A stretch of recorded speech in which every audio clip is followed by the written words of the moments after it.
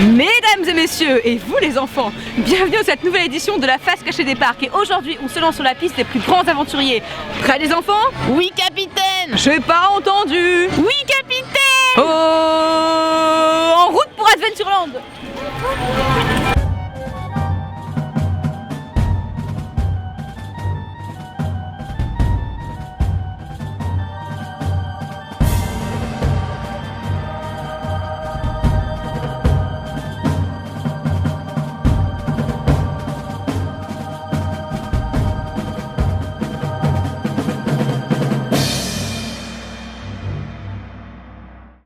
Et voilà, on y est enfin, Adventureland, pays des explorateurs, des pirates et des aventuriers.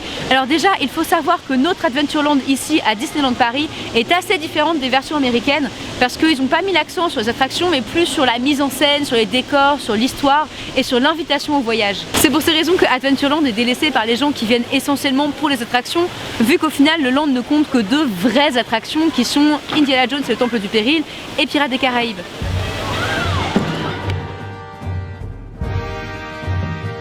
Alors si je n'ai pas grand chose à dire sur Pirates des Caraïbes, à part que c'est bien l'attraction qui a inspiré le film et pas l'inverse, l'attraction Indiana Jones et le Temple du Péril a une histoire très intéressante. L'attraction est évidemment inspirée de la saga Indiana Jones et plus particulièrement de la scène de course-poursuite dans les mines dans Indiana Jones et le Temple maudit. Comme quoi on peut faire une bonne attraction à partir d'un film de merde. Enfin bref, Indiana Jones a ouvert donc en 1993, soit un an après l'inauguration du parc, et c'est le premier roller coaster à inversion de toute l'histoire de parc Disney. Ça, tu l'as déjà dit dans une autre vidéo. Oui, mais est-ce que j'ai dit qu'à la base elle devait être démontée et qu'elle était temporaire parce qu'elle devait être là simplement en attente de Space Mountain mais que les fans l'ont tellement aimé qu'au final ils l'ont gardée? Oui. Oui, mais c'est bien de le rappeler, voilà.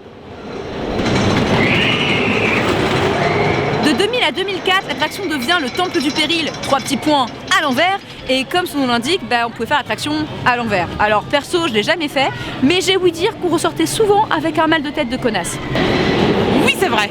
Mais retournons à l'entrée du land et essayons de traquer, d'analyser et de fouiller pour trouver le moindre petit détail. Dès nos premiers pas à Adventureland, on se retrouve plongé dans l'univers du Moyen-Orient avec plein de clins d'œil au conte des Mille et une nuits.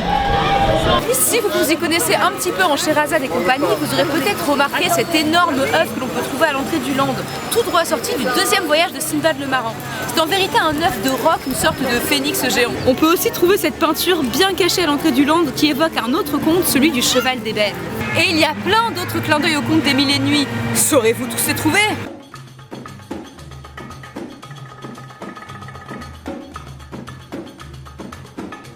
Toujours à l'entrée du land, vous remarquerez ce magnifique lustre offert par le roi Hassan II du Maroc pour l'inauguration du parc. Et petite anecdote amusante, s'il y a un pan sous le lustre, c'est pour empêcher les camions de passer, histoire de limiter la casse. Parce que bon, un lustre offert par le roi du Maroc, vaut mieux en prendre soin.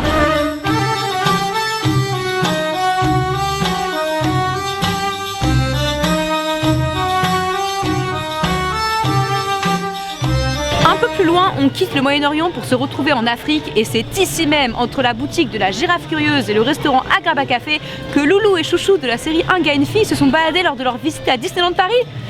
Je sais, on s'en tape, mais moi j'aimais bien cet épisode, ok? En parlant de la Girafe Curieuse, cette boutique, comme 83% des éléments de ce land, possède sa petite histoire. Selon les dires, la boutique aurait été construite par le chauffeur du 4x4 renversé que vous voyez là-bas, après avoir été percuté justement par une girafe curieuse. Et d'ailleurs, vous pouvez voir la dite girafe à l'intérieur de la boutique en train de grignoter le toit.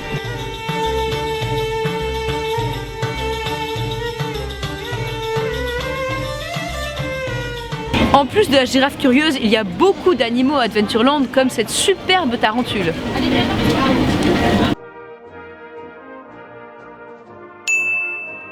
Et en continuant un peu plus loin, on arrive sur le territoire des Indes où on peut repérer de nombreuses empreintes d'animaux dans le sol. Regardez par exemple, venez, là, des traces de tigres. Alors pourquoi un tigre en particulier? Eh bien parce qu'à l'inauguration de l'attraction Indiana Jones, leur principal sponsor était la compagnie Esso, dont la mascotte était un tigre. Eh oui, Jamy!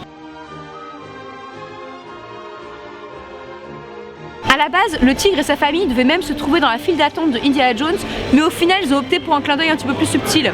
Et en parlant de placement de produits, un autre grand sponsor de Disneyland Paris, c'est Coca-Cola. Et si vous regardez attentivement près du Cool Post, vous remarquerez de nombreuses références à la célèbre marque.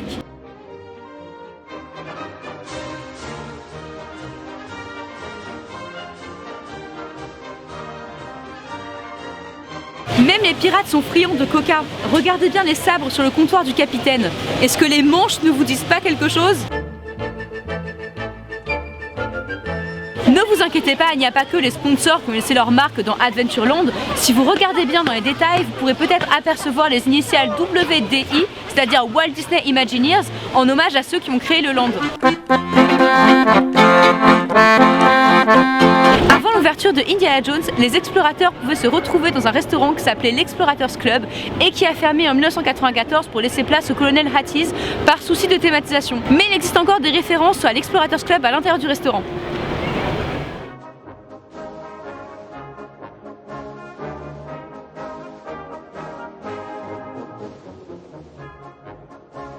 C'est ici qu'a été prise la photo à l'intérieur du colonel Hatties.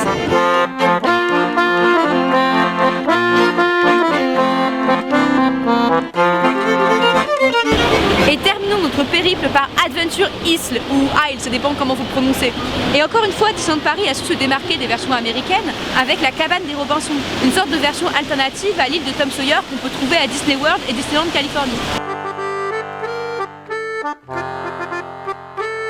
Chaque détail de Adventure Isle est pensé et calculé pour coller au thème des Robinson, thème inspiré par...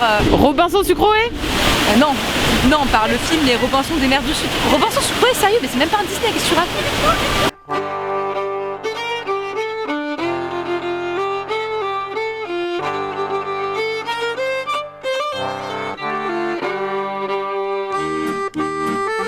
D'après l'histoire, France Robinson et sa famille se seraient échoués sur cette île et auraient construit une cabane dans cet arbre géant que vous voyez là, qui s'appelle un Disneyodendron Semperflores grandis. Autrement dit, arbre Disney géant à floraison perpétuelle. Et d'ailleurs, il existe deux autres Disneyodendron Semperflores grandis à Disneyland Californie et à Tokyo. Quant à Disney World, ils ont deux autres espèces de Disneyodendron, le Disneyodendron eximus et le Disneyodendron Semperflores gigantis. Et oui, un peu de botanique, ça fait pas de mal.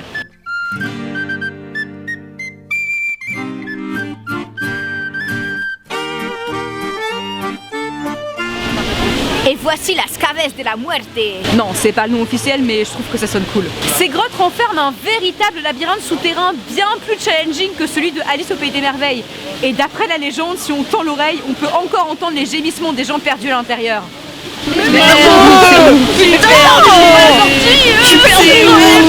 Cette grotte s'appelle la caverne de Ben Gunn en référence à un personnage de l'île au trésor. Et d'ailleurs, c'est son trésor que l'on peut trouver à l'intérieur du labyrinthe.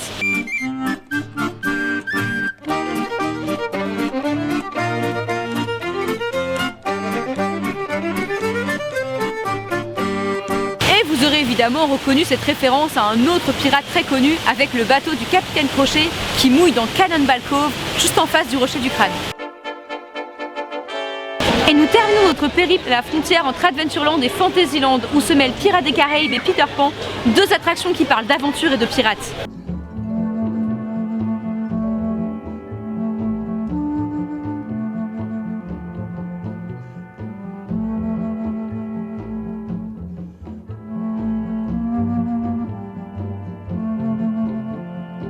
Tout comme à Frontierland, chaque détail du land est pensé pour stimuler votre imagination.